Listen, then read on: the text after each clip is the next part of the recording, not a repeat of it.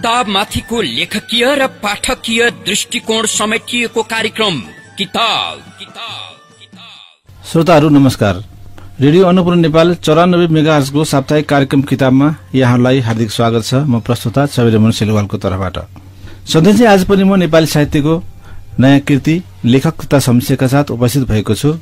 कार्यक्रम किताबमा हामीले नेपाली भाषा, साहित्य, कला, संस्कृति लगायत विविध विधाका कृतिहरूका बारेमा लेखकीय तथा पाठकीय दृष्टिकोणलाई यहाँहरू समक्ष प्रस्तुत गर्ने गर्दछौं। तपाईँ रेडियो अन्नपूर्ण नेपाल 94 मेगाहर्जका सम्पूर्ण कार्यक्रम लगायत यो कार्यक्रम www.radioannapurnepal.com लगइन गरेर संसारभरि सुन्न सक्नुहुनेछ अथवा युट्युब मार्फत रेकर्ड पनि सुन्न सक्नुहुनेछ। आजको बसाइमा हामीले सन्तोष सरिलजीद्वारा लिखित कविता संग्रह मृत्यु उत्सवका बारेमा चर्चा गर्नेछौं। यस कृतिका बारेमा कुराकानी गर्नको लागि कवि सन्तोषजी हामीसँग हुनुहुन्छ। सन्तोषजी, यहाँलाई हार्दिक स्वागत छ रेडियो अन्नपूर्ण नेपालमा। धन्यवाद। यसैगरी मृत्यु उत्सवका बारेमा आफ्ना दृष्टिकोणहरू प्रस्तुत गर्नको लागि चर्चित साहित्यकार तथा वर्तमान पुस्ताकै अत्यन्त चर्चित समालोचक डाक्टर अशोक थापाजी पनि हामीसँग हुनुहुन्छ। अशोकजी, यहाँलाई पनि स्वागत छ। धेरै धेरै धन्यवाद र रेडियो अन्नपूर्ण सुनेर बस्नुभएका तमाम आदरणीय श्रोतालाई पनि म हार्दिक नमस्कार व्यक्त गर्न चाहन्छु। सन्तोषजी, एउटा कविताबाट सुरु गरौँ न।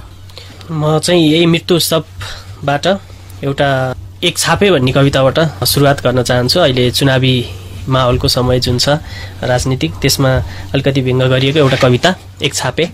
एक स्वस्तिक छापका लागि 10 औँला जोडिन्छन्, शिर झुक्छ, सम्बन्ध जोडिन्छ, मक्ख पार्छ, आश्वासन दिन्छ, फुरुक्क पार्छ। केही दानाहरू छर्छ, दानामा भुलेर उसकै गानामा स्वर मिलाउँछन्, नाच्छन् उसकै इसारामा, छापको चाङ टेकेर साहब सहर पस्छ एक दिन। एक छापेहरू जय जयकार गाउँदै उफ्रन्छन्, केही दिन कुर्लन्छन्, आश्वासनको दियो निम्छ, दानाहरूमा दरिद्रता छिर्छ, भ्रमबाट पछारिन्छन्, यथार्थताले कोर्रा हान्छ, बाँकी रहन्छ केवल पश्चाताप, आक्रोश। सहर छिरेका अवसरवादीहरूको आँखाले चिन्न नसकेपछि उप्सिएका रोटीहरू अभावको एक झिल्काले आफ्नै आकारमा आउँछन् र आश्वासनको सीमारेखाले छुट्याएका एक छापेहरू ग्यास पेट्रोलको लाइनमा, पासपोर्टको लाइनमा, बिउ मलको लाइनमा, भोग रोगको लाइनमा मिलेर उभिन्छन्, अनेक अनेक लाइनमा।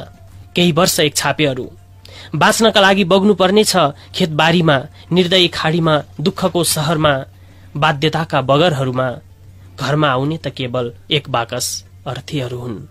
आउन त छाप चढेर जाने साहबहरू पनि झुक्छन्, रुन्छन्, किन्छन् र फेरि झुक्क्याएर हिँड्छन्। दुःख त आफैसँग रहन्छ, सुख फर्किन्छ उनीहरूकै पछि पछि। अहो माफ गर्नुहोस्, अहो माफ गर्नुहोस्, म एक छापे, मसँग यति धेरै बोल्ने अधिकार संविधानमा त छ, तर साहबहरूको अगाडि छैन। वर्तमान समयलाई तपाईँले क्याच गर्नुभएको छ र यो धेरै वर्षसम्म यो कविता जस्ताको तस्तै रहन्छ। जनताका दुःख, जनताका मर्म, पीरहरू यसरी नै एक छापेबाट हामी तैरिएर बाहिर निस्कन सक्दैनौँ, तर एक छापे भइरहन्छौँ। यो कुरा सत्य हो।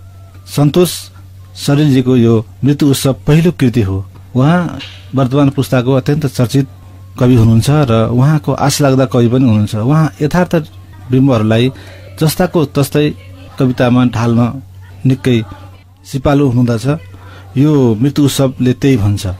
मृत्यु उत्सवको मा डाक्टर नमराज नम्सालजीले लेख्नुभएको कुरालाई सापटी मागेर हेर्दा मृत्यु र उत्सव फरक हो, तर जब मृत्युलाई उत्सवका रूपमा स्वीकार गर्ने कवि चेतना प्रकट हुन्छ, त्यहाँनिरको कवित्व खास छ।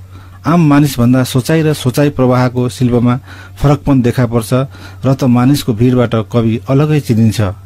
कवि सन्तोष सरिल समयको यही फेरमा र लेखनको यही छेकोमा टाढैबाट चिनिने रङमा देखिएका छन्। मृत्यु, संवेदना र पुनर्जन्मसँगै जोडिने आत्मतत्व, ओमकार, उपल्लो उज्यालो र त्यही उज्यालोमा देखिने अमरता। सन्तोषको उमेर, अनुभव र केही हदसम्म अध्ययनको पाटोभन्दा अलि परकै कुरा हो पनि म भन्न सकिला, तर सन्तोषको चेतनाले चिन्तनको यो क्षितिजलाई पनि छोएको छ। डाक्टर नवराज लम्सालज्यूका यी शब्दहरू सापटी लिएर मैले यहाँलाई सुनाएँ। उहाँले भने जस्तै सन्तोष सरिलको यो मृत्यु संग्रह यही चेतनाको उज्यालो छर्न सक्ने सामर्थ्य भएका कवि र कविताहरू यहाँ हामी प्रस्तुत गरिरहेका छौँ। आज मृत्यु उत्सव कविता संग्रह यहाँले सुनिरहनु भएको छ। यहाँभित्रका कुराहरू तपाईँले सुन्न सक्नुहुनेछ आज। अब अलिकति सन्तोषजीलाई म यो कुरा उब्काउन लाउँछु। यो कविताको रचना गर्व तपाईँले कसरी गर्नुहुन्छ? कविता मैले त्यहाँ आफ्नो भनाइमा नि लेखेको छु, कविता अथवा यो सिर्जना भनेको मलाई ऊर्जा जस्तो लाग्छ। ऊर्जा नै हो, एउटा ऊर्जा जुन ब्रह्माण्डमा व्याप्त छ।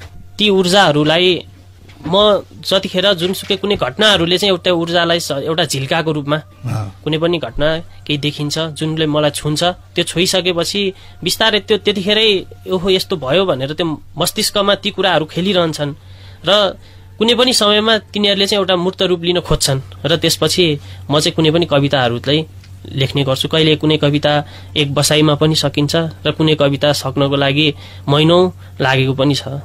ती कविताहरूमा ती ऊर्जाहरू मैले सङ्घाल्दै लेख्दै गर्ने गर्छु।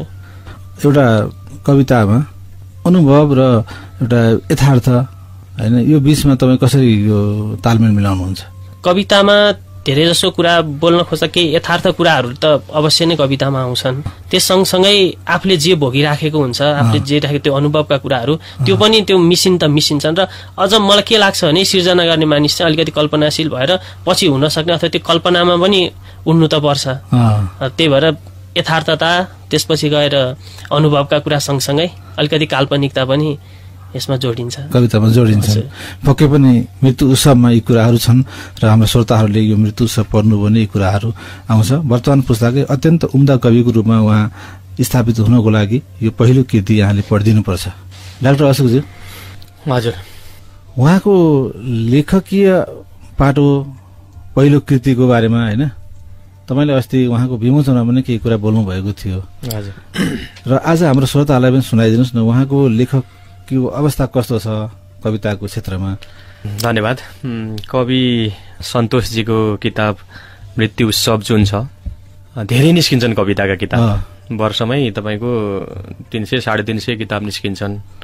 सुरुमा भर्खरको चाहिँ अलिकति तन्नेरी युवा कवि सामान्य निस्किने यही बगालकै होला भन्ने कहिलेकाहीँ अलिकति कम आँकेर पनि पढिन्छ। तर जब म सन्तोषका यो कविताहरू, मृत्यु उत्सव सङ्ग्रहभित्रका कविताहरू हेर्दै गएँ, मलाई चाहिँ एकदमै तान्दै लग्यो। र मैले चाहिँ के भने भन्दाखेरि त्यो विमोचनमा सबैभन्दा ठुलो शक्ति, सन्तोषको जुन शक्ति छ, त्यो शक्ति भनेको के रहेछ भन्दाखेरि उहाँ आफू जुन माटोमा हुनुहुन्छ, जुन हावापानीमा हुनुहुन्छ, जुन भूगोलमा हुनुहुन्छ, आफू जन्मेको त्यो भूगोल र हावापानीप्रति चाहिँ अत्यन्त भावुक भएर त्यहीँका स्थानीय बिम्बहरू टिप्नु भएको छ उहाँले। यो उहाँको कविताको चाहिँ सबैभन्दा ठुलो शक्ति मैले देखेको त्यो हो। उहाँ जहाँ काम गर्नुहुन्छ, जहाँ खेतीपाती गर्नुहुन्छ, जुन गाउँमा बस्नुहुन्छ, जुन हावापानीमा बस्नुहुन्छ, त्यहीँका साझी बिम्बहरू टिप्नुहुन्छ। त्यहीँका चाहिँ त्यो अहिले हामी अर्ग्यानिक भन्ने शब्द प्रयोग गर्छौँ नि, त्यहीँका बिम्बहरू टिप्नुहुन्छ। त्यो बिम्बलाई ल्याएर चाहिँ अनि फेरि कविताको एउटा कलाले सजाउ गर्नुहुन्छ। यो चाहिँ मैले चाहिँ मृत्यु उत्सवको सबैभन्दा बलियो पक्ष चाहिँ देखेको चाहिँ मैले यो हो। र कहिलेकाहीँ चाहिँ एउटै सङ्ग्रह पढेर सिद्धाउन पनि कहिलेकाहीँ अलिकति पट्यार लाग्ने हुन्छ। मैले 2 बसाइमा स्वाट्टै उहाँको कविता सिद्ध्याएको थिएँ। मैले विमोचनको दिन पनि भनेको थिएँ, यो देखिन्छ। अर्को कुरा उहाँको के छ भन्दाखेरि अहिलेको यो भौतिक आधुनिक यो अलिकति पुँजी केन्द्रित, अलिकति सहर केन्द्रित समाज छ नि, त्यो प्रति चाहिँ उहाँले अलिकति वितृष्णा भाव पनि व्यक्त गर्नुभएको छ। र एक ठाउँ कवितामा त के भन्नुभएछ भन्दा सहरले पर्वहरूलाई आकर्षक खोलभित्र प्याक गरिरहेको छ भन्नुभएको छ। कि यो बिम्ब मलाई यति मन पर्यो। हरेक चिजहरू बनाऊ, हरेक चिजहरू चाहिँ एकदमै त्यो वस्तु एकदमै चाहिँ विनिमयमा लगेर जोड्ने, सबै कुरालाई चाहिँ एकदम क्यापिटलाइज गर्ने, पुँजीमा लगेर जोड्ने जुन छ, त्यसलाई चाहिँ उहाँले अत्यन्त बिम्बात्मक, अत्यन्त त्यो हामी मेटाफर भन्छौँ, आलङ्कारिक तरिकाले चाहिँ भन्नुभएको छ। हाम्रो कृषिमा आधारित अर्थतन्त्र भएर पनि उहाँले के भन्नुभएको छ त भन्दाखेरि रोपाइँका कुरा, असारका कुरा, कोदालो, हलो, खेत आली लाउने कुराहरू उहाँ कस्तो राम्रो बिम्बहरू प्रयोग गर्नुहुन्छ भने असार लागेपछि हलो र कोदालोले खेतका गराहरूलाई कखारा सिकाउँछन् भन्दै असार लागेपछि उहाँले चाहिँ आफ्नो आमाले चाहिँ त्यो गर्दाखेरि कस्तो राम्रो बिम्बहरू प्रयोग गर्नुभएको छ। खेतका गराहरूलाई कखारा सिकाउँछन् भन्नुहुन्छ। त्यो स्थानीय यो अहिलेको चाहिँ हाम्रो न्यारेटिभ्स, अहिलेको भाष्य के हो त भन्दा सकेसम्म हाम्रो स्थानीय बिम्बहरूमा आऊ है। हिजोको भन्दा ठ्याक्कै उल्टो हो। हिजोको समय कस्तो थियो, ठुल्ठुलो कुराहरू लेख, एकदम ठुलो भाष्यहरू लेख होइन, रामायणका रामचन्द्रहरूको कुरा गर, ठुलो नायकहरूको कुरा गर भन्ने थियो। अहिलेको समय कस्तो भन्दा होइन, कवितामा साहित्यमा स्थानीय बिम्बमा फर्क, आफ्नो वरिपरिको कुराहरू लेख भन्ने जुन अहिले हाम्रो यो समसामयिक कविताको एउटा ट्रेन्ड पनि छ, थुप्रै ट्रेन्डमध्ये एउटा ट्रेन्ड त्यो पनि हो। त्यसलाई सन्तोषले एकदम राम्रोसँग समातेका छन्। म त अहिलेको समसामयिक कविहरूमा सन्तोषको एकदमै ठुलो भविष्य पनि कविता क्षेत्रमा देखेको छु। मैले विमोचनमा पनि भनेको थिएँ तपाईलाई चाहिँ एउटा किताबै निकालेर यो भूगोलमा, हुन त उहाँले कविता निकै समय अगाडि लेखिरहनु भयो होला, तर त्यो चाहिँ माझिँदै एउटा नयाँ भूगोलमा पदार्पण गर्न त समय लाग्छ। मलाई विश्वास छ सन्तोष जस्ता कविहरू अरू आउनुपर्छ र उहाँले चाहिँ नेपाली कवितामा धेरै गर्न सक्नुहुन्छ जस्तो मलाई लाग्छ। नेपाली कवितामा एउटा डरलाग्दो अवस्था के छ भने धेरै कविताहरू लेख्नुहुन्छ होइन, अनि ती कविहरू राम्रा कविहरू बीचमा चाहिँ गुमनाम भएको पनि धेरै उदाहरणहरू छन्। सन्तोष शरीर जस्ता एउटा कविलाई यो उहाँलाई चाहिँ नि अब कविता क्षेत्रबाट चाहिँ नि उहाँ निरन्तर हुनको लागि चाहिँ के गर्नु पर्ला हाम्रो समाजले अथवा हामीले? यो तपाईले एकदमै अहिलेको समसामयिक र सान्दर्भिक कुरा उठाइदिनु भएको छ। साहित्य राम्रो लेखेर पनि बाहिर एक्सपोज नहुने, गुमनाम हुने, ठिकै लेखेर पनि अगाडि बढ्ने हाम्रो अहिलेको सबैभन्दा नछुपेको त्यो प्रष्ट देखिएको एउटा चित्र चाहिँ हो। यसका थुप्रै कारणहरू होलान्। किन भन्दाखेरि अहिलेको बजार के छ भन्दाखेरि अलिकति संयन्त्र बनाउने, नेटवर्क बनाउने, सोसियल मिडियामा चाहिँ अलिकति हल्लाखल्ला गर्ने, अब त्यो अलिकति नकारात्मक शब्द भन्दा पर्दै अलिकति ग्रुपिजमै गर्ने, समूह बनाउने, अझ त्यसमा चाहिँ तपाईको राजनीतिक आइडियोलोजीको आधारमा चाहिँ कित्ता काट गर्ने, यो परम्पराले गर्दाखेरि वास्तवमा साहित्यको सबभन्दा राम्रो चिज चाहिँ एक्सपोज हुनमा चाहिँ समस्या भएकै छ। अझ खुलेर भन्दाखेरि के हो भन्दाखेरि राम्रा चिजलाई चाहिँ ढाकिएर बस्नुपर्ने, ठिकै चिजहरूलाई चाहिँ अलिकति बजारमा जान पर्ने, यो छ। यो चाहिँ साहित्यको लागि चाहिँ साह्रै घातक कुरा हो, दुःखद कुरा हो। अब तपाईको दोस्रो सन्दर्भ छ, यो चाहिँ अलिकति प्रदूषित साहित्यको बजारमा सन्तोषहरू जस्तो प्रतिभाहरू कसरी त्यसबाट छिचोलेर आउने, त्यो भिडबाट कसरी छिचोलेर आउने भन्ने कुरा तपाईको एकदम इम्पोर्टेन्ट कुरा हो। यो यसमा जम्मा दुईटा कुराहरू हुन्छन्। एउटा, सन्तोषहरूले आफ्नो चाहिँ कवितामा चाहिँ साँच्चै कविताको वास्तविक चिज, प्राकृतिक चिज उहाँहरूले चाहिँ जसरी स्थानीय चिज अहिले सारा चाहिँ उत्पादन छ नि, मान्छे महँगो तिरेर पनि अर्गानिक खोज्दै कुना गएको छ नि, त्यो चिज विकास गर्न सन्तोषले पर्छ भने चाहिँ हामीहरू चाहिँ विश्वविद्यालयको प्राध्यापक, हामी सञ्चार माध्यममा काम गर्ने मान्छेहरूले पनि के गर्नुपर्छ त भन्दा यो हल्ला खल्ला, यो अलिकति चाहिँ यसको पछि भन्दा वास्तविक चिजहरूको चाहिँ वकालत गर्नुपर्छ है भनेर चाहिँ त्यो एडभोकेसी भन्छ नि, त्यो वकालत गर्दैन चाहिँ हामी सरोकारवालाहरूले, विश्वविद्यालय हुन्छ, एकाडेमीबाट हुन्छ, सञ्चार माध्यमबाट हुन्छ, पत्र पत्रिकाबाट हुन्छ, चिज राम्रा पनि छन् है। तिम्रो चाहिँ भिडको समाजशास्त्रको पछि मात्रै नदौडिया है, तालीको पछि मात्रै नदौडिया है। तालीको एउटा साइकोलोजी, एउटा मनोविज्ञान होला, तर त्यो सर्वेसर्वा होइन है, चिजहरू पनि छन् है भनेर चाहिँ हामीले खबरदारी गरिदिने हो भने साहित्यलाई उन्नत बनाउन पनि योगदान पुग्छ र आउँदै गरेका युवा जो प्रतिभाहरू छन् उनीहरूलाई पनि एउटा प्लेटफर्म भनौँ, एउटा चाहिँ उहाँहरूलाई पनि त्यो भिडबाट चाहिँ मञ्चमा आइपुग्नको लागि चाहिँ एउटा उचित निकास हुन्छ जस्तो चाहिँ मलाई लाग्छ। यो एकदमै बहस गर्नुपर्ने यो विषय हो। यो पक्कै पनि यो मेरो एउटा अनुभवले पनि त्यही भन्छ, कविहरूलाई जोगाउनुपर्छ होइन, कवित्व जोगाउनुपर्छ अनि मात्रै हामी पनि छौँ भने जस्तो लाग्छ। सन्तोषजी, यो कुरामा हामी बस यहीँ छोडौँ। तपाईँ यो अहिले के छ भने बजारीकरण कविताले होइन आख्यानकोले खाइरहेछ, कविता धेरै कम पढिन्छ, कम बिक्री हुन्छ भन्छन्। यो क्षेत्रमा तपाईँ हाम फाल्नु भएको छ होइन, आख्यानतिर किन जानु भएर कविता लेख्नुभयो? कथा उपन्यासहरूमा नि त्यो झुकाव, त्यो पढ्ने लेख्ने त्यो छँदै पनि जहिले पनि कविताप्रति म अलिकति आकर्षित हुनुको कारण कविता छोटो कुराले नै एउटा प्रत्येक कविता नै एउटा सिङ्गो उपन्यास जस्तो मलाई लाग्छ कि जहिले पनि एउटा कविता पढ्यो त्यसमा एउटा उपन्यास अथवा कुनै कथामा भएका जति पनि विषयवस्तु हुन्छन् त्यो एउटा कविताले नै बोलिदिइराखेको हुन्छ। यस्तै भयो भने कुनै यदि शक्तिशाली कविताहरू जुन भनेर हामी पढिरहेको हुन्छौँ त्यसमा एउटै कवितामा ती उपन्यास बन्ने, 2-3 उपन्यास बन्ने पनि त्यो शक्ति, त्यो सामर्थ्य चाहिँ त्यसमा देखिन्छ।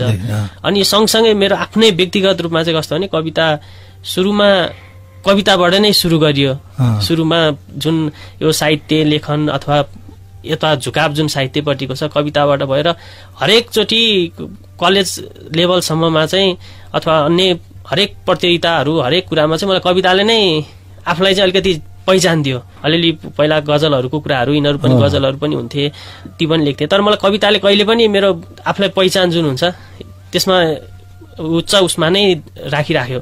अनि त्यो भएपछि अनि आफूले लेखेका कुराहरू अलि अग्रजहरू जुन सर्कलमा चाहिँ आफ्ना कविताहरू चाहिँ प्रस्तुत गर्दै गर्दा उहाँहरूबाट आउने जुन सकारात्मक कुराहरू जुन छन् ती कुराले पनि होइन अब यो कविताहरू लेखेर राखेका यी कविताहरूलाई चाहिँ एउटा कृतिको रूप दिउँ। कृतिको रूप दिइसकेपछि त्यसले चाहिँ पक्कै केही आकार लिएला।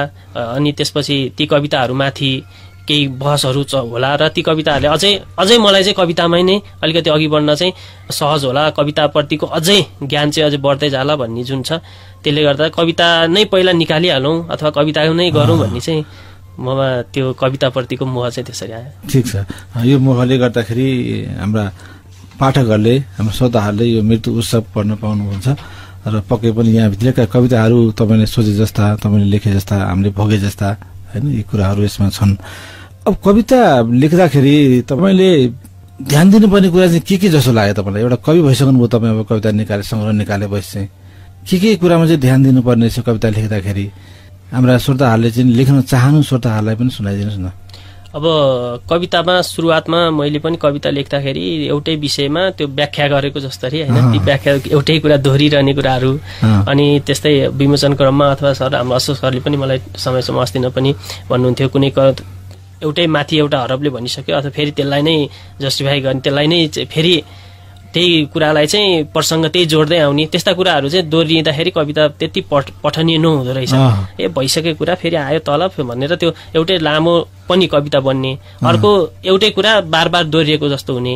अनि त्यसपछि प्रचलित भइरहेका विभिन्न कुराहरू जुन छन् बिम्बका कुराहरू, यी कुराहरूमा चाहिँ हामीले विशेष गरी ध्यान दिनुपर्ने रहेछ। र सकेसम्म अहिले चाहिँ अब लामा कविताहरू अथवा भन्दा पनि अलिकति छोटोमा अलिकति त्यसले चाहिँ प्रहार गर्न सक्ने किसिमका कविताहरूमा चाहिँ हामीले अलिकति ध्यान दिनुपर्ने रहेछ भन्ने कुरा चाहिँ म बुझ्दैछु यी कुराहरूमा। पक्कै पनि तपाईँको सचेत कवि हुनुहुन्छ तपाईँ, यो प्रश्नले पनि उत्तरले पनि तपाईँको यही बताउँछ र यो कविताले पनि त्यही बताउँछ।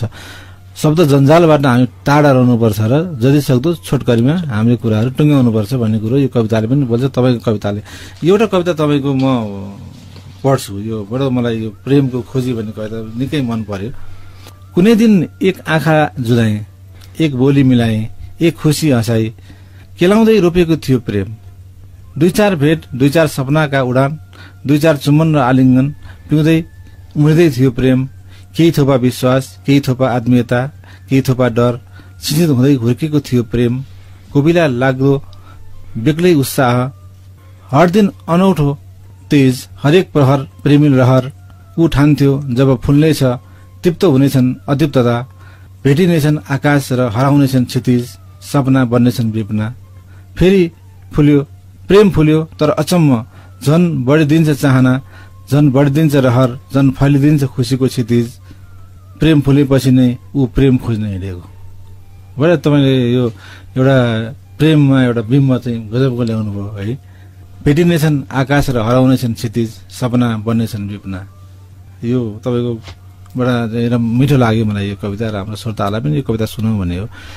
डाक्टर अशोकज्यू, हजुर, तपाईँ विश्वविद्यालयमा एक कवितै पढाउनुहुन्छ, साहित्य पढाउनुहुन्छ होइन? अहिले यो वर्तमान कविताको ट्रेन्ड कस्तो छ? त्यो ट्रेन्डसँग सन्तोषजीले जुझ्नलाई के गर्नुपर्ने छ र जुझ्नु भएको छ कि छैन? त्योसँग सन्दर्भ मिल्छ कि मिल्दैन हाम्रो ट्रेन्डसँग? यो कुरा पनि अलिकति बताइदिनुहोस् न। वास्तवमा चाहिँ समसामयिक कविताको ट्रेन्ड कस्तो छ अथवा चाहिँ प्रवृत्ति कस्तो छ, कता ढल्किरहेछ भन्ने कुरा उठाउनु भयो। यो खासमा उठाउनु पर्ने विषय नै यो छ। हामी विश्वविद्यालयमा बहस गर्छौँ, पढाउँछौँ, विद्यार्थीहरू पास हुन्छौँ, त्यहाँ मात्रै रहनु हुँदैन भन्ने चाहिँ मलाई जहिले पनि लागिरहन्छ। र यो अलिक जटिल कुरा पनि हो फेरि यो होइन। ठ्याक्कै तपाईँको के हो त समसामयिक कविताहरू कता गइरहेछ भन्दा मान्छेहरू अलिक पजाउनु, तर यसको गइरहेको छ। जाँदाखेरि हामीले चाहिँ ध्यान दिनुपर्ने कुरा के छ भन्दाखेरि हामीले कविता गएको देख्छौँ, कवितासँगै त्यो समय छ क्या, त्यहाँ समयको डोरी छ भित्र त्यो लुकेको, त्यो डोरीको सँगसँगै गएको हुन्छ। त्यो डोरीमा चाहिँ राजनीतिक घटनाक्रमहरू कस्ता छन्, कविताले पनि त्यस्तै त्यस्तै सेप लिन्छ। त्यो डोरी शान्त प्रकृतिको छ भने शान्त प्रकृतिका कविताहरू आउँछन्। त्यो डोरीमा बारुद बन्दुक पड्किरहेछन् भने कविताका शब्दहरूमा नि त्यो पड्किन्छन्। मैले संकेत गर्न खोजेको कुरा के भन्दाखेरि जस्तै 60, 63, 62 को दशक थियो, जुन आन्दोलन थियो गणतन्त्रको, त्यति बेलाका कविताहरूको स्वर पनि विद्रोही प्रकारका हुने, अलिकति चाहिँ राजनीतिक कुराहरू कवितामा घुस्ने थियो। अब हामी एउटा आन्दोलनको एउटा चाहिँ युद्धको चरणबाट पार भएर संविधान बनाएर आएका छौँ। यति बेला अलिकति होइन तराई आन्दोलन नि अलि साम्य भएको छ। त्यसले गर्दाखेरि अब कविताहरू पनि बिस्तारै के छ त भन्दा अलिकति स्वच्छन्द, अलिकति रुमानी, अलि शाश्वत, शान्तिप्रिय हुँदै गएका छन्। भनेपछि एक नम्बरमा के बुझ्नु पर्ने रहेछ भन्दाखेरि त्यो पहिचान राजनीतिक कुराहरूबाट बिस्तारै अब फेरि यतापट्टि विमुख हुँदै गएको एउटा ट्रेन्ड देखिन्छ। दोस्रो नम्बर कुरा के छ भन्दाखेरि कविताको संरचनाको कुरा छ। संरचनामा चाहिँ अलिकति सूक्ष्मता। टिकटकको जमाना आयो नि त, 60 मिनटको टिकटक पनि मान्छेले 30 सेकेन्डमा छोडिदिन्छ नि त होइन। यति व्यस्त भयो कि त्यो रिडर, त्यो पाठक भइदियो कि अनि कवितामा पनि साना खालका कविताहरू मन पराउन थाले।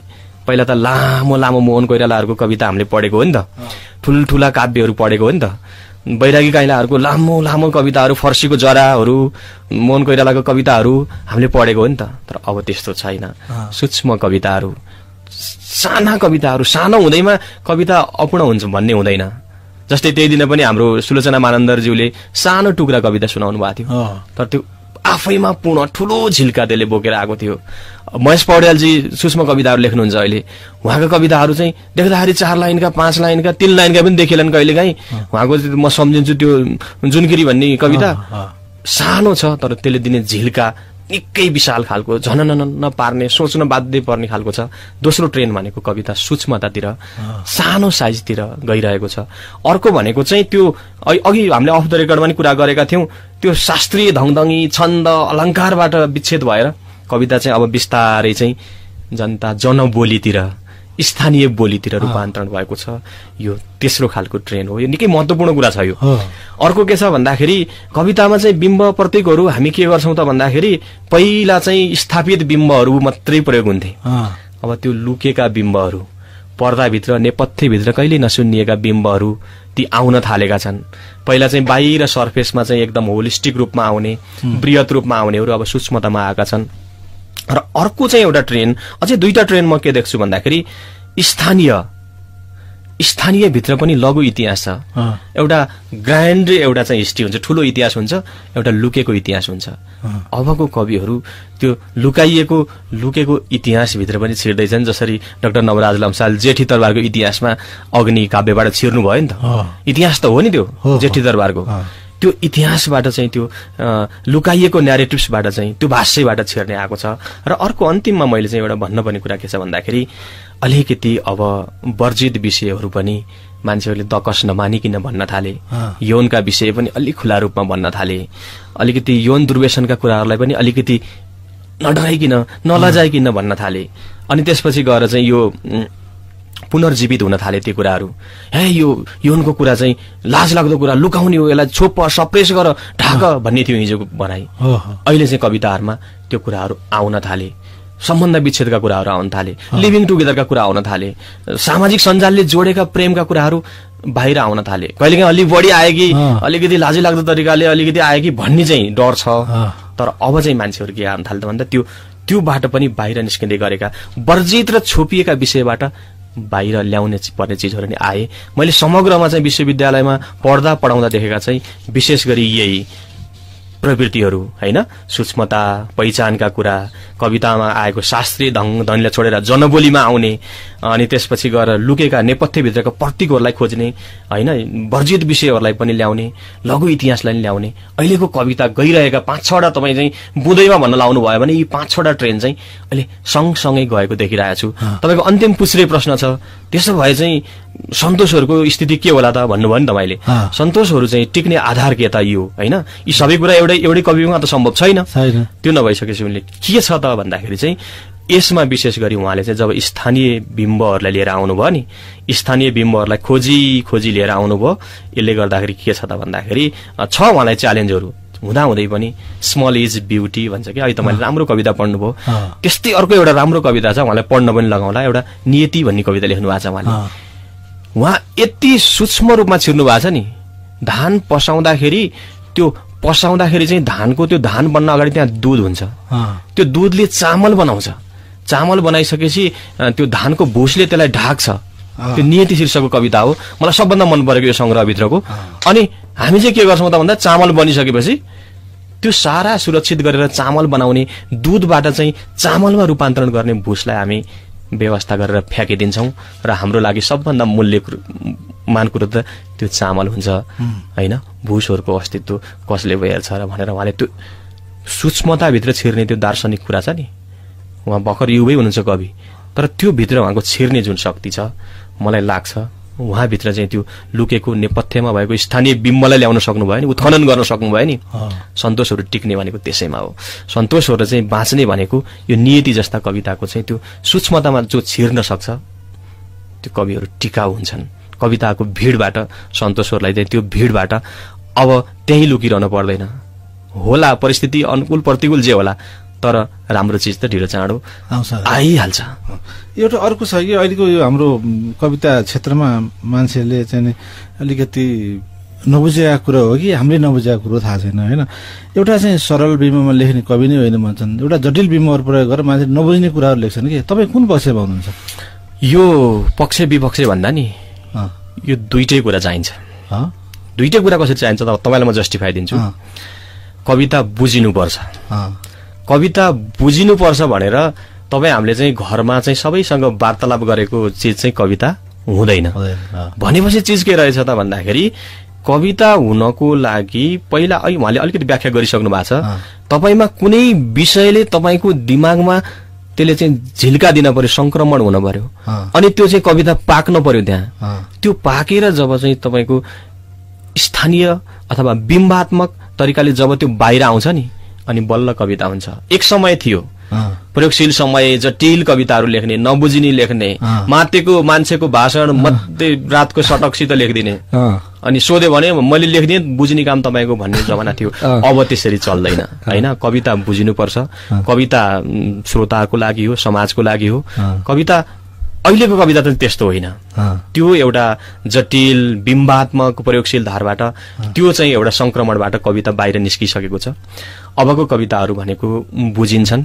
अबको कविताहरू चाहिँ जति सक्यो सडकमा हिँड्ने, जति सक्यो चाहिँ जनजीविका आफ्नो चाहिँ जीवन धान्नको लागि एकदमै तल्लो वर्गका मान्छेसँग कविताले संवाद गर्न सक्यो त्यो कविता ठहर्छ, त्यो कविता टिकाउ हुन्छ। नत्र त्यो आफ्नै जटिलतामा बेरिएर त्यो कविताहरू कहीँ कहीँ क्षितिजमा ती छुटिरहन्छन्। त्यसो भएर तपाईँले भन्न खोज्नुभयो के भन्दा जटिल बनाउँदा मात्रै कविता हुँदै होइन। म युवा कविहरूलाई नि भन्छु, जटिलता त्यो नबुझिने शब्द खाँदेर मात्रै कविता हुँदैन। सरलताको नाममा तपाईँले चाहिँ गरेका चाहिँ अनौपचारिक पारिवारिक भान्से गफले पनि कविता हुँदैन। यो दुईटा अतिबाट तपाईँले के गर्नुहुन्छ भन्दा कविताभित्रको त्यो अन्तर्वस्तु, कविताभित्रको त्यो कविताको नि एउटा कोरियोग्राफी हुन्छ कि, त्यो कोरियोग्राफी पहिले आएर जब तपाईँहरू आउनुहुन्छ यसमा कुनै शङ्का छैन तपाईँहरू टिक्नुहुन्छ। अहिले सरले चाहिँ एउटा प्रश्न सोध्नु भएको थियो, आख्यानको जमाना तपाईँ किन कविता लेखिरहेको होइन, कथा लेख्नुहोस्, उपन्यास लेख्नु बिकाउने हुन्छ होइन। त्यो आज पनि हामी मुना मदन बहुत हृदयले पढ्छौँ होइन, कविता हो नि। आज पनि गौरी पढ्दाखेरि हामी संवेदित हुन्छौँ होइन, त्यो कविता हो नि। आज पनि हामी चाहिँ विषयनगरजीको बयान देख्दाखेरि साँच्चै यो किनारामा परेकै मान्छेको आवाज भनिदियो भनेर पुलकित हुन्छौँ। श्रवण मुखराम दाइहरूलाई हामी एकदम मान्छौँ। भनेपछि के हो त भन्दा आख्यान मनपर्ने, कथा मनपर्ने, नाटक मनपर्ने, अरू मनपर्ने भन्दा पनि के हो त भन्दा त्यो विधाभित्र मनपर्ने चिज के छ भन्ने कुरा। आज पनि मुना मदन त बेस्ट सेलर हो नि त होइन, आज पनि गौरी त बेस्ट सेलर हो नि त, आज पनि कविताहरू पढिन्छ नि त, आज पनि गोपाल पराजुलीका चाहिँ नयाँ ईश्वरको घोषणाहरू खोजिन्छन् नि त होइन, आज पनि नवराज पराजुलीको कविताहरू त कन्सर्टै भइरहेका छन् नि त। प्रत्यक्ष श्रोताहरूसँग वार्तालाप गर्न सक्यो कविता टिक्ने हो। बिम्ब थुपारेर जटिलता थुपारेर कविता टिक्ने, सरलताको नाममा चाहिँ अनौपचारिक चाहिँ डिक्सनरीका शब्द थुपार्दैमा कविता हुने नै होइन। यो दुईटै अतिबाट चाहिँ के हुनुपर्छ, सचेत भएर कवि अगाडि बढ्यो भने यो भिडबाट पनि ऊ चिनिन्छ।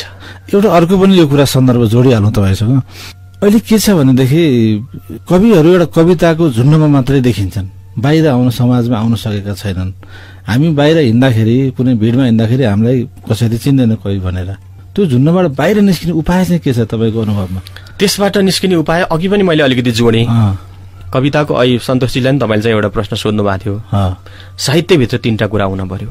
एउटा के हुन पर्यो? कला हुनै पर्यो होइन। एउटा कला हुन पर्यो, एउटा शिल्प हुन पर्यो, एउटा व्यवहार। यो कला, शिल्प र व्यवहार 3टा कुरा भएपछि अनि जनजीविकामा बल्ल छिर्छ। कला भनेको त्यो त कलात्मक त हुनै पर्यो, किन भन्दा आर्ट हो नि त, यो त कला हो नि त। अनि त्यसपछि गएर चाहिँ शिल्प भनेको के हो त? सजाउ तरिकाले चिटिक्क पारेर पठाउनु पर्यो नि त। सबै डिक्सनेरीको शब्द त कविता बन्दैन, त्यसलाई सजाउने शिल्प छ। अर्को सबैभन्दा महत्त्वपूर्ण तपाईँले प्रश्न त्यहाँ जोडिन्छ, व्यवहार जुन छ नि। व्यवहार भनेको जनजीविका हो। व्यवहार भनेको स्थानीय मान्छेहरूको चाहिँ आवाजसँग त्यो कविताको आवाज मिल्नुपर्छ। स्थानीय मान्छेहरूको चाहिँ मर्मसँग त्यो कविताको मर्म मिल्नुपर्छ। स्थानीय मान्छेहरूको चाहिँ दैनिक पाइलासँग त्यो कविताले पाइला मिसाउन सक्यो भने बल्ल त्यो कविता चाहिँ टिक्ने हो। हामी के गरेका छौँ? एकदमै चाहिँ समृद्ध समाजलाई हेरेर यता कविता यता लेखिरहेका छौँ। मान्छेको दैनिकी नाङ्लो पसलमा दिनदिनै त्यहाँ गुज्रिरहेको छ। यता चाहिँ हाम्रो त्यो समृद्ध बन्दै गरेको समाज र सडकमा हुँदै गरेको नाङ्लो पसलमा पनि जब कविता जोडिन पुग्छ त्यो टिकाउ हुन्छ, धेरै समय टिकाउ हुन्छ। आज पनि हामी गाउँबाट उठ किन सुन्यौँ त भन्दाखेरि त्यो हामीसित जोडियो नि त, हाम्रो जनजीविकासँग होइन। मजदुर किसान हो उठा भन्नुभयो, राजनीतिक कविताहरू आए नि त। आज पनि हामी चाहिँ थुप्रै कविताहरू माटो हो हुन त तथापि गहिरा भनेर देवकोटालाई स्लोड त गरेकै छौँ नि त हामीले। किन भन्दाखेरि उहाँले के भनिदिनु भयो भन्दा देवकोटालाई किन सम्झ्यौँ भन्दाखेरि देवकोटा ठुलो मान्छे भनेर सम्झेको होइन। हाम्रो पनि संस्कृति छ, हाम्रो पनि मूल्य छ। तिमीले माटोमा धुलो मात्रै देखाउला, म त त्यहाँ चाहिँ सुनका टुक्रा पनि देख्छु नि। हामीसँग त्यो चिज छ, हाम्रो पनि गौरवशाली इतिहास छ नि। हामीले इतिहासलाई चाहिँ हामीले चाहिँ आफ्नो तरिकाले चाहिँ मूल्याङ्कन गर्न सकेनौँ कि भनेर चाहिँ शाकुन्तल महाकाव्यमा देवकोटाले धेरै कुरा उठाउनु भएको छ।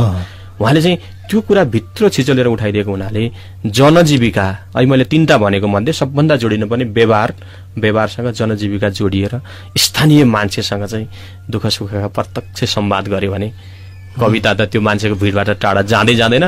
खोजी कविता र ती स्थानीय मान्छेहरूको सम्बन्ध त झन् निकट भएर पो आउँछ त। सन्तोषजी, एउटा कविले चाहिँ त्यो समाजसँग सम्बन्ध बढाउनको लागि चाहिँ के गर्नुपर्ने रहेछ तपाईँको विचारमा? जुन समाजमा हामी छौँ, जुन समाजको विषयमा हामी लेख्न खोज्दैछौँ, जुन कुरा लेख्छौँ त्यसले त्यो समाजको मानिसले बुझ्ने किसिमबाट त्यो अभिव्यक्त हामीले त्यो व्यक्त गर्नु पर्यो। जस्तो अहिले सरलताको कुरा मैले अलिकति मलाई भन्न मन लागिरहेको थियो। जस्तो हामी कविताको पाठक हुँदैनन् अथवा कविता धेरैले पढ्दैनन् होइन, धेरै छापिन्छ, धेरै बजारमा आउँछन् तर त्यो किनिँदैन भन्ने कुरामा अहिले पनि मैले यो कविता को पुस्तक निकाल्दै गर्दाखेरिको अनुभवमा चाहिँ धेरैजनाबाट आफ्नै सर्कलको अथवा धेरैजनाबाट चाहिँ कस्तो कुराहरू आयो भने कविताको पो किताब, कविता त हामी बुझ्नै सक्दैनौँ। त्यो हाम्रो मैले त्यसबाट के गरेँ भने कविता भन्ने बित्तिकै सामान्य मानिसले अथवा सामान्य रूपमा बुझ्न नसकिने विधा हो भन्ने कुरा चाहिँ रहिराखेको रहेछ मानिसको मन मस्तिष्कमा भन्ने कुरा चाहिँ मैले त्यो आफूले अनुभव गरेँ। भनेको पहिलाका जुन अलिकति जटिल शब्द संरचनाका कारणबाट हुन् कि अब किन अब त्यसलाई चाहिँ छिचोल्नु पर्छ कि जस्तो अहिले सरले भन्नुभयो जस्तै अलिकति सरलतातिर जान सकियो भने र त्यही समाजका कुरा व्यक्त गर्नु छ, समाजकै कुरालाई भन्नु छ, तर त्यसमा चाहिँ जुन सामान्य मानिसले पनि बुझ्न नसक्ने शब्दको हामीले चाहिँ प्रयोग गरेर कविता लेख्यौँ भने त त्यो व्यक्तिसम्म त्यो समाजसम्म त पुग्न सक्दैन। त्यही भएर चाहिँ हामीले जुन वर्ग जुन क्षेत्रको लागि हामी जुन कविता लेख्दैछौँ, जुन विषय उठान गर्दैछौँ त्यही समूहकोले चाहिँ बुझ्न सक्ने किसिमबाट लेख्न सकियो भने कविता पनि सबैको मन मस्तिष्कमा चाहिँ फेरि रहन सक्छ कि भन्ने जस्तो चाहिँ यो म आफैले व्यक्तिगत रूपमा चाहिँ अनुभव गरेको कुरा। पक्कै पनि तपाईँको कविता लेखनसँगै कवित्व चेतना पनि राम्रो छ। त्यो चेतनामा तपाईँले कविता लेख्नु भएको छ। त्यसैले नै यो मृत्यु उत्सव एउटा कविता जस्तो छ, कविता सङ्ग्रह जस्तो पढ्न लायक छ। अर्को कुरा तपाईँलाई सोध्न मन लाग्यो, अब आफ्नै अनुभवमा कविता तपाईँले लेखिसकेपछि एउटा सङ्ग्रह निस्किसक्यो होइन, यहाँभित्र लेख्दाखेरि अलिकति अप्ठ्यारा पक्षहरू के देखिनुभयो तपाईँले लेख्दाखेरि, कविता लेख्दाखेरि, अथवा तपाईँको अब केही अनुभवहरू हुन्छन् कविताका, त्यो बताइदिनुहोस् न। कविताको कृतिको प्रकाशन गर्दा त्यो चाहिँ अब फर्स्टमा मैले जुन कविताहरू थिए विशेष गरी सबभन्दा पहिला पुरुलम्सल दाईलाई पहिलेदेखि चिन्जान भेटघाट थियो। उहाँसँग चाहिँ असारमा एकचोटि त्यस्तै कुराकानी भयो। कुराकानी हुँदा तिम्रा कविता त्यस्तै कविताका कुराहरू आए दाइ मसँग। अब कविताहरू छन्, अब यो लकडाउनको समय थियो नि त, कविताहरू पनि थियो, अब कृति निकाल्नुपर्छ कि भन्ने पनि थियो। अनि त्यो कविताहरू हुँदै गर्दा उहाँलाई मैले एकचोटि पठाएँ र तिम्रा कविताहरूमा सम्भावना बोकेका कविताहरू छन्, यसले केही आशलाग्दा कविताहरू छन्। अब यसरी फेसबुकतिर यसमा लेखेर मात्रै एउटा कुनै आकार लिँदैन, यसलाई एउटा आकार दिनुपर्छ। यसलाई एउटा आकार दिनको लागि एउटा कृतिको रूपमा चाहिँ के छ तिम्रो सोच विचार छ भने तिमी त्यही अनुसार अघि बढ, कविताहरूमा अलिकति एउटा कृतिको चाहिँ आकार देऊ भन्ने कुरा गर्नुभएपछि अनि केही टेक्निकल कुराहरू जस्तो कवितामा अब त्योभन्दा अघिसम्म मैले त्यस्तो ठुलो उसँग त्यसरी अब कवितासँग राम्रो ज्ञान भएको व्यक्तिहरूसँग बसेर चाहिँ त्यो मेन रूपमा छलफल गर्न पाएको थिइनँ। अब सुनाइन्थ्यो वा आउँथ्यो फेसबुकमा जम्मै अब लाइक र उ त त्यो छँदैछ, ती कुराले मात्रै चाहिँ मलाई सन्तुष्टि दिने थिएन। म चाहिँ आलोचना पहिल्यैदेखि आलोचना चाहन्थेँ, किनकि म जुन काम गर्न खोजिरहेको छु जब मलाई अलिकति आलोचना भयो त्यसमा केही कमी कमजोरीहरू जब मैले थाहा पाउँछु तब मैले सुधार गर्न पाउँछु भन्ने कुरा थियो। अनि उहाँले मेरा ती कमी कमजोरीहरू धेरै कमी कमजोरीहरूलाई उहाँले बताइदिनु भएपछि अनि मैले चाहिँ एक किसिमको आफैले एउटा तयार पाएँ। र अब मेन भनेको नयाँ यो उपन्यास कथाहरू भए चाहिँ सायद फेरि प्रकाशन गृहहरूदेखि अब यो जुन छ त्यसले पनि यहीँ जोडियो होइन अहिले तपाईँको दिइहाल्ने कुरा रहेछ होइन। नभइसकेपछि अब कविता कृति भनिसकेपछि अलिकति त्यसलाई चाहिँ होइन यो खासै अब इन्ट्रेस्ट नदेखाउने। मैले 2-4 ठाउँमाबाटै नै ती कुराहरू मैले भोगेको छु। अनि कविता निकालेर के गर्नुहुन्छ र तपाईँ भन्ने जस्तो प्रकाशन गृहहरूबाट आइसकेपछि बल्ल अनि मलाई कविता निकाल्छु भनेर नै मलाई फेरि त्यो लागेको चाहिँ त्यहाँबाट हो। नत्र म त्यो पछि अनि मैले कविताको उसमा चाहिँ अब प्रकाशनको बाटो पक्कै पनि अप्ठ्यारो थियो होइन, अप्ठ्यारो छ अहिले पनि होइन। यो कुरालाई यहीँ टुक्यौँ। डाक्टर अशोकजी, मलाई एउटा कुरा चाहिँ फेरि खड्क्यो क्या अहिले। अघि हामी मुना मदनको कुरा गऱ्यौँ, गौरीको कुरा गऱ्यौँ, गोपाल पराजुलीका कविताको कुरा गऱ्यौँ होइन। अब हामी त्यहाँबाट माथि कसरी उठ्ने? त्यहाँबाट माथि उठ्नको लागि हामीले राम्रा कविता लेख्नुपर्छ। राम्रा कविता लेख्नको चाहिँ अब राम्राको परिभाषाभित्र धेरै सूचकहरू छन्। राम्रा कविता कसरी लेख्नुपर्छ भन्दाखेरि हामीले भन्न खोजेका अभिव्यक्त गर्न खोजेका चिजहरू छन् नि, त्यो चिजलाई चाहिँ हामीले के छ त भन्दाखेरि अहिलेको पाठकको मनोविज्ञानसँग मिल्ने गरेर उठाउनु पर्नेछ। उसको समय छैन भने हामीलाई उसको समयलाई अनुकूल हुने कविता लेखिदिनु पर्नेछ। अहिलेको पुस्ताको जुन खालको चाहिँ उसको सेन्टिमेन्ट छ उसको सेन्टिमेन्टलाई चाहिँ टच गर्ने छुने खालका कविताहरू लेख्नुपर्छ। अहिलेको जेनेरेसन चाहिँ प्राविधिक रूपमा, अहिलेको जेनेरेसन प्रणयका रूपमा, अहिलेको जेनेरेसन चाहिँ अरू ग्लोबल रूपमा जे सोच छ त्यसलाई कविहरूले तर चाहिँ पछ्याएर उनीहरूको सोच अनुसार लेख्न सक्यो भने हामी भिडमा सँगसँगै हुन्छौँ। उनीहरूले सोच्छन् संसारको ग्लोबल्ली अहिलेको सूचना प्रविधिले उनको सोचाइ अर्कै छ, हामी लेखिरहेका छौँ त्योभन्दा अन्य खालको चाहिँ अब पुरातनै त नभनौँ, त्यहाँ गयौँ भने के हुन्छ त भन्दाखेरि त्यो भिडमा सँगै मिसाउनै सकिँदैन। त्यसो भएर अबका कविहरूले गर्ने के हो त भन्दाखेरि राम्रो भनेको पाठकको रुचि अनुसारको, राम्रो भनेको अहिलेको नयाँ पुस्ता नयाँ जेनेरेसनको सेन्टिमेन्ट अथवा भावना अनुसारको, राम्रो भनेको के हो त भन्दाखेरि तिनीहरूलाई अलिकति मोटिभेट गर्नु पर्यो कि तिनीहरूलाई उत्प्रेरणा दिने। ओहो यो कविताले त मेरै कथा भन्यो, मै बेरोजगारकै कथा भन्यो यसले, मेरै पीडाको कुरा गर्यो यसले, मैले समाजमा जे भोगेको छु, मेरो परिवारमा मैले जे भोगेको छु, समाजमा म जसरी चाहिँ एउटा किनारमा परिरहेको छु, मेरै आवाज बोल्यो होइन, कसरी मेरै टोन कसरी बोल्न सकेको होला भनेर चाहिँ जब हामी त्योसँग चाहिँ मिसिन सक्छौँ, त्योसँग चाहिँ सँगसँगै गर्न सक्छौँ, यात्रा पनि सँगसँगै हुन्छ होइन। उनीहरूको सोचाइको स्पिड अर्कै छ, कविहरूको सोचाइको स्पिडको गति छैन भने त्यो भिडमा सँगै हुँदैन। पाठकहरू अघि पुगिसकेका हुन्छन्, कवि पछि छोडिन्छ। अनि बढी जटिल भइदियो भने कविहरू चाहिँ यतै कता बिम्बतिर अल्झिरहेका हुन्छन्, पाठक चाहिँ आफ्नै सुरमा अन्त गइरहेको हुन्छ। सँगसँगै जानको लागि उनीहरूको भावना, उनीहरूको सेन्टिमेन्ट, उनीहरूको मनोविज्ञान, पाठकको मनोविज्ञान र कविहरूको मनोविज्ञानको बीचमा चाहिँ तालमेल मिलाउनु पर्नेछ। गठबन्धन भन्ने शब्द छ नि, दुईटाको गठबन्धन मिल्नु पर्नेछ अहिले। अब यो समाज र यो गठबन्धनमा सन्तोषजीका कविताले कतिको चाहिँ महत्त्व राख्छ? महत्त्व राख्छन्। सन्तोषजीलाई मैले चाहिँ अब विमोचनको दिन त मैले शुभकामना दिँदा अलिकति उहाँलाई फुर्काए पनि होला होइन, फुर्काउनु नि पर्छ होइन। धेरै गाली गर्यो भने फेरि नयाँ कविहरू अलिकति हतोत्साही हुने पनि हुन्छ। तर उहाँलाई चाहिँ मैले भनेको कुराहरू के छ त भन्दाखेरि सन्तोषलाई मैले सुझावै नदिएको होइन, दिएको पनि छु होइन। म फेरि ठुलो कविताको एकदमै ठुलो फिलोसोफर भएर दिएको होइन, व्यवहारिक सुझाव मात्रै दिएको होइन।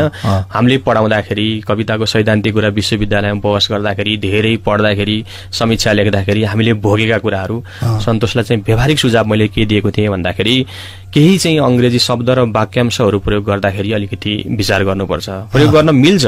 किन भन्दाखेरि अहिलेको पुस्ताले अंग्रेजी बुझ्छ, तर हु केयर्स, किस द हेभन, लाफिङ ग्यास जस्ता चाहिँ त्यो पदावलीहरू प्रयोग गर्नुभएको छ उहाँले, त्यो चाहिँ त्यति सुहाएको छैन। मैले त्यहाँ पनि भनिदिएको छु। अर्को कुरा उहाँको के छ भन्दाखेरि मितव्ययी हुनुपर्छ के।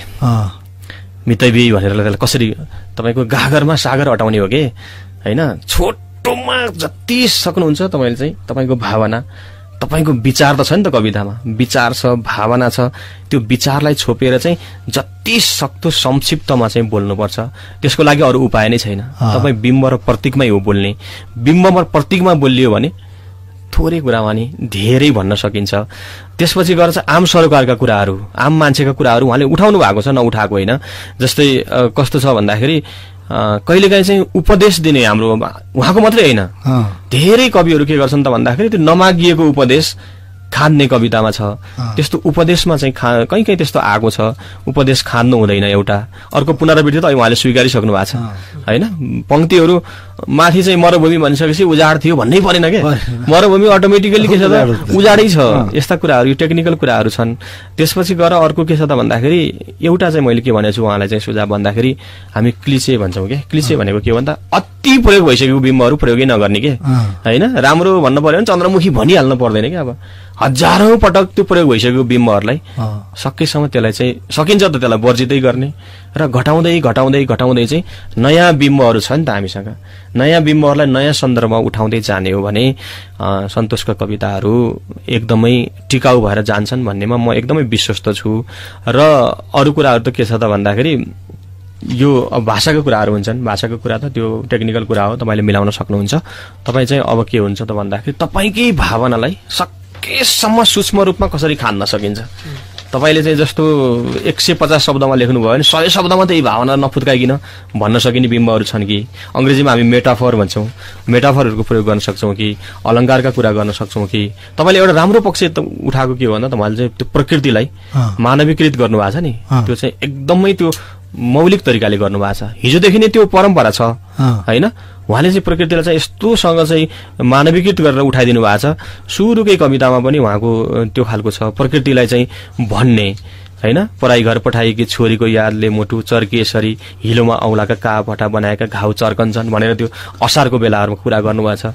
त्यसपछि गएर उहाँले के भन्नुहुन्छ त आफ्नो स्थानीय हावापानी भूगोलमा चाहिँ अत्यन्त भावुक भएर उहाँले के भन्नुहुन्छ त आफ्नो खोलाको प्रकृतिको मानवीकृत रूप प्रस्तुत गरेर चाहिँ के छ त भन्दाखेरि हामी त्यसलाई विशेष गरी के भन्छौँ त भन्दाखेरि पर्सनिफिकेसन भन्छ कि अंग्रेजीमा। प्रकृति त व्यक्ति होइन नि त, तर व्यक्तिसँगै जस्तै गरेर सादृश्य गरेर उहाँले भन्नुभएको छ। खोलाको कुरा गर्नुभएको छ।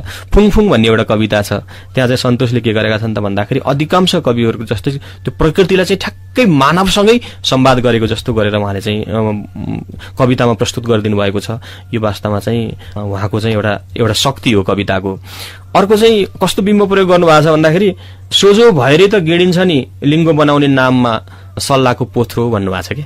सोझो पोथ्रोलाई चाहिँ मान्छेले त्यो अहिलेको चाहिँ राजनीतिले चाहिँ हाम्रो समाजमा चाहिँ त्यो जसरी बिग्रिएको छ, हामी जसरी विभाजित छौँ, त्यो असुरक्षित भलाइ भन्ने कवितामा पनि त्यस्तो गरिया छ। उहाँले चाहिँ त्यो स्थानीय बिम्बहरू होइन। अब एक छापे त पढिहाल्नुभयो होइन। अहिले एक छापे मान्छेलाई के छ त भन्दाखेरि गठबन्धन गरेर चाहिँ भोट हाल्न परेको छ, आफ्नो छाप छैन। मान्छेको चाहिँ दिमागमा चाहिँ यस्तोसँग चाहिँ त्यो शिलालेख चाहिँ छाप गढेको छ। त्यो कुराहरूलाई उहाँले उठाउनु भएको छ। यो चाहिँ उहाँका कविताका शक्तिहरू हुन्। मलाई विश्वास छ सन्तोषहरूले आफ्नो कविता कर्मलाई छोड्नु हुँदैन। अझै यसमा चाहिँ सङ्घर्ष गरेर, जटिल छ बाटो चाहिँ, साहित्य लेख्ने भनेको चाने चुने कुरा होइन यो होइन। तर यसलाई चाहिँ आफूलाई चाहिँ कहाँनिर उभ्याउने त होइन। बगैँचामा चाहिँ धेरै फुल फुल्छन्, एउटा फुललाई टक्क टाढेबाट देखिन्छ नि, त्यो टक्क टाढे देखिनको लागि त्यो फुलमा चाहिँ केही सौन्दर्यको विशेषता हुन्छ, युनिकनेस हुन्छ। त्यो चाहिँ साहित्यमा नि हुन्छ, कवितामा नि हुन्छ। हामी चाहिँ पढ्दै पढ्दै जाँदाखेरि चाहिँ यो फलानाको साहित्य, यो पारिजात दिदीको चाहिँ यो शिरीषको फुलको पंक्ति हामी भन्छौँ, यो चाहिँ सरुभक्तको चाहिँ पागल बस्तीको भन्छौँ, हामी यो पल्पसा क्याफेको हो नि भन्छौँ, यो हामी सेतो धरतीको हो भन्छौँ नि। त्यो भित्रका चाहिँ हामी कोटेसनै निकाल्छौँ नि अलि कहिलेकाहीँ, यो त लुको, यो त नयनराज पाण्डेको भन्छौँ, त्यो युनिकनेस भित्र यो त नारायण ढकालको हो नि भन्छौँ नि, यो महेश पौडेलको अपरिचित अनुहारको हो नि, यो बार्दलीको अनुहार। हामीमा त्यो बिम्ब नै बसाउन सक्ने क्षमता विकास गर्ने भनेको आफैले हो। त्यो साधनाबाट, प्रतिभाबाट, व्युत्पत्तिबाट, अभ्यासबाट त्यो बन्दै बन्दै बन्दै जान्छ। र मलाई विश्वास छ सन्तोषका कविताहरू एक दिन चाहिँ स्थापित हुन्छन्। मान्छे युवा हुनुहुन्छ, शिक्षक हुनुहुन्छ, आफै शिक्षा बाँड्ने ठाउँमा हुनुहुन्छ, विद्यार्थीहरूसँग छलफल गर्नुहुन्छ। विद्यार्थी मात्रै होइनन्, अफ द रेकर्डमा तपाईँका श्रोता पनि होलान् तिनीहरू, वार्षिक उत्सवमा तपाईँका कविताका फ्यानहरू पनि होलान् तिनीहरू। मलाई माहौल पनि सजिलो छ। विद्यालयमा हुनुहुन्छ, एउटा सरस्वतीको मन्दिरमा हुनुहुन्छ, साहित्य पनि सरस्वतीकै एउटा प्रसाद हो, उहाँ जान सक्नुहुन्छ भन्ने नै मलाई लाग्छ। अब यति धेरै कुरा गरियो, तपाईँको कृति अझै पाठकले चाहिँ किन पढिदिनु जस्तो लाग्छ तपाईँलाई चाहिँ? कुनै पनि त्यो लेखेका ती सिर्जनाहरू छन्, मैले जो जति हुन्छ त्यो पाठक अथवा समाज, त्यो समाजकै कुरा बोलिरहेको छु। अब जुन जसले बोल्न आफ्नो कुराहरू जुन छ त्यो कुरा उहाँले पढ्दा मेरो बारेमा कसैले लेखिदिएको छ, अथवा यो त हाम्रै समाजको कथा हो, यो त हाम्रै ठाउँको कुरा हो, यो त मेरै कुरा हो भनेर एउटा आफ्नोपनको अनुभूति जुन हुन्छ त्यो कुरा उहाँले गर्न सक्नुहुन्छ। र त्यसपछि कसैले आफ्नो जुन यहाँ केही समस्याका कुराहरू ती हुन्छन्, जुन बोल्न नसक्ने, जुन हाम्रो आवाजविहीन भनेर भनिन्छ, ती वर्गहरू छन्, ती कुराहरूलाई पनि एउटा कविताको माध्यमबाट यस्तो पनि छ है हाम्रो समाजमा, यसरी अझै पनि पीडित हुनुहुन्छ अथवा अझै पनि शोषित हुनुहुन्छ, अझै पनि उहाँहरू चाहिँ हामीले जति जुन राजनीतिक रूपमा अथवा विभिन्न रूपमा चाहिँ मूलधारमा ल्याउने कुराहरू गरिराखेका छौँ, अझै पनि जुन बाटो मुनिको फूल भन्ने एउटा कविता पनि छ, त्यस्तै गरी बाटो मुनिको फूलको रूपमा चाहिँ अझै पनि जनताहरू, अझै पनि हाम्रो समाजमा चाहिँ त्यसरी रहिरहनु भएको छ भन्ने कुराहरू पनि यसमा मैले व्यक्त गरेको कारण त्यो उहाँले पढ्दै गर्दा यो मेरै कथा हो भन्ने कुराको चाहिँ एउटा उहाँले अनुभूति गर्न पाउनुहुन्छ भन्ने जस्तो लाग्छ। पक्कै पनि एउटा कविता सुनौ न तपाईँको। यो नियति भन्ने सुनाउनु न। धानमा दुध पसेदेखि चामल नबन्दासम्म, धानमा दुध पसेदेखि चामल नबन्दासम्म जोगाउने नै बोक्राहरूले हो। आफै चामल बन्न सक्दैन धानभित्रको दुध, सुरक्षा कवच नबन्ने हो भने बोक्रा।